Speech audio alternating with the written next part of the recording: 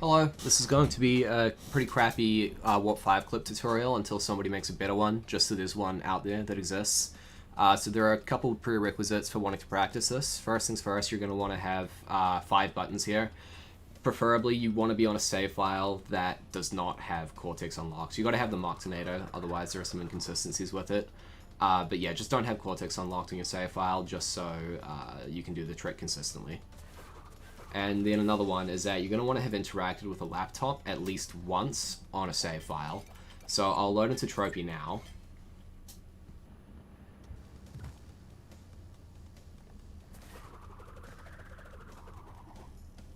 And then now that I've just loaded into Tropy, I'm going to interact with the laptop. And when I say I don't want to leave Coco here, it's going to tell me press R2 to swap to Coco. This menu only comes up the first time you interact with the laptop after loading into a new save. So it comes up at the beginning of a run, typically, is when you want to first interact with a laptop, and then you're not going to have to worry about it again. But if you do fuck up the clip and you have to reload the save, then you're going to get this menu again, and you're going to have to deal with it before you can do anything else. And of course, you want to deal with it before you get into practice as well. So those are just some prerequisites that you need to know. Now, starting doing the actual clip, you want to be Coco. And then you want to stand in front of the laptop, facing right like I am here. It doesn't have to be specific. And then just press whatever button you have bound to both press right and your slide/interact button. So for me, that's R3. So I'm going to press that button. It's going to give me this menu after I've also slid. And that's how you know this is going to work. You'll also know it worked because the camera won't zoom into the laptop like it does when you try to interact normally. So next you're going to want to press yes. And then when I press yes, I'm going to switch. And then during the switch, you're going to want to press down, X, and switch. So pressing yes, down, X, switch. And you can tell you did it right because, at least I'm pretty sure, it's because Coco is shown in the bottom right, even in your crash. And also, when you press up X, you're going to switch to crash as crash. And you're also going to have that menu at the bottom right disappear. That's how you know you did that first part right. I would highly recommend practicing that a few times until you get it down.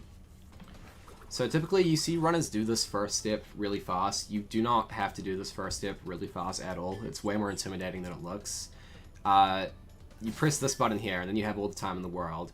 Pressing up X, you have all the time in the world as well. The only time you're actually in, I guess you'd call it time tension, is when you're during the transition and you have to press down X swap. But even then, you can still take your time with that. And now on this step, you can also take your time getting on this platform right here. So now you're going to want to get on the teleporter. Sorry, not the teleporter, whatever the fuck this is. But you can't press up X to do that, because if you do, then you'll switch. So you want to do a downward slide, and then towards the end of your slide, you want to jump. And then after your jump, you hold up and get onto the platform. So like I do here. Like that. So what you want to do when you get on this platform is, as soon as you see it start to move, you press up X, down X, and then you just slide off. So I'll do that here. Up X, down X, and then you slide off. But you have to get to this section right here really quickly, otherwise you'll just get transported. So this next part is the only part that you're going to actually have to worry about time on when you're sliding off that platform. You want to be standing about here. You don't have to be that deep inside of it, you just have to be like barely clipping it. In fact, if you're too deep inside of it, then you're just going to fall off the map, and you will get a feel for that as you're practicing it. It's also very easy to be too far right. About where Coco is standing right now, that would definitely be too far right if you were inside and about to do the clip. So I'll present that now. Up X, down X, sliding off. And then when you're in position, you want to press LT, down X, while you're going into the load save menu, and then you want to swap characters. Right, so again, I apologize for how scuffed this all is, but when you're inside of this, you're going to want to do a neutral glitch high, like that. And the problem here is that you can do the inputs too fast, like I did just there, and you're not going to get the glitch high, you're just going to get a slide jump. You want to space them out a little bit. There's no rush, just hold down your R1 button, jump, and then spin. It doesn't have to be a rush. And then, after you've pressed these buttons, you want to hold up and left on the diagonal stick. This is just the way I do it. There's different variations. Potty fucking mocks to the other side.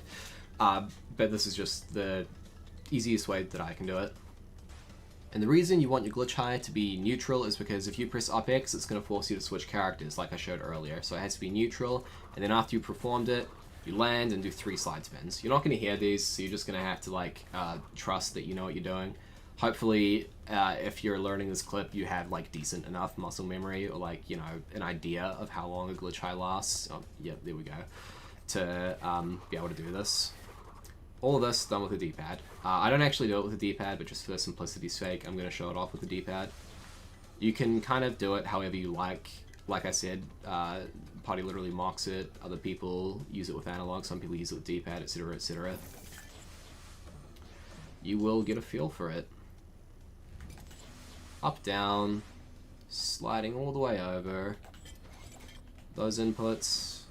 And now at this point, you can take your time. There's no rush here. Those ones from just before, they had to be done pretty quickly. But right here, you can take your time. So I'm holding the slide button, doing my glitch high, holding up left, 3 slide spins, switching character, and then I should be on the other side now.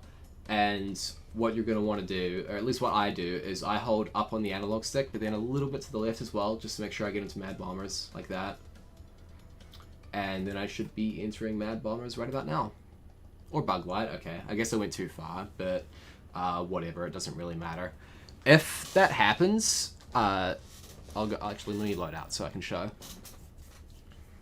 If that happens, chances are you've spaced out your inputs too much. Like, that's clearly what I did there. And you end up, like, all the way over here.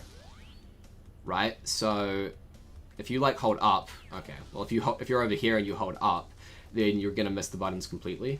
On the off chance you do somehow manage to miss the buttons completely, then what's gonna happen is you're not gonna die, you're just gonna fucking, like, keep running forward.